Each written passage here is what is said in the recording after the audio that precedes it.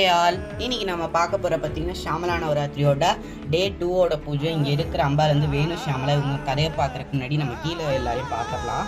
இன்றைக்கி வேணு ஷியாமலான்றனால இன்றைக்கி ராதா வச்சிருக்கேன். ராதாவை பற்றி எங்கள் அண்ணா பிரபஞ்சன் அண்ணா நிறைய சொல்லி கொடுத்துருக்காங்க. ஆனால் இப்போ எல்லாம் சொல்ல முடியல. கிருஷ்ணரோட 4 வயசு கூட இருக்கிறவ, கிருஷ்ணரோட பக்தை, அப்புறம் காதலி எல்லாமே என்னதான் பாமா இருக்கு முன்னாடி இருந்தாலும் ராதே கிருஷ்ணா தான் நம்ம சொல்கிறோம். அதனால் இங்கே இன்றைக்கி ராதாவை வச்சு பூஜை பண்ணியிருக்கேன். இங்கே கிருஷ்ணர் வச்சிருக்கேன். ஏன்னா இன்றைக்கி நம்ம பார்க்க போகிறது வேணு ஷியாமலா. இவங்க தான் செகண்டு.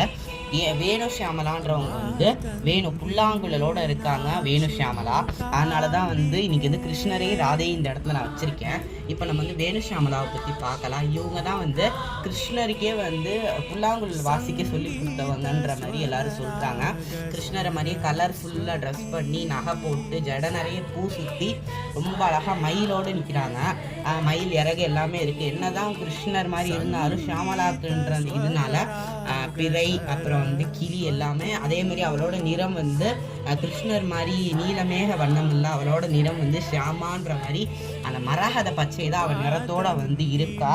எல்லா ஆண்களுக்குள்ளேயுமே ஒரு பெண் சக்தி இருக்கிற மாதிரி தான் இவ கிருஷ்ணருக்கு இவ தான் புல்லாங்குழல் சொல்லி கொடுத்தா.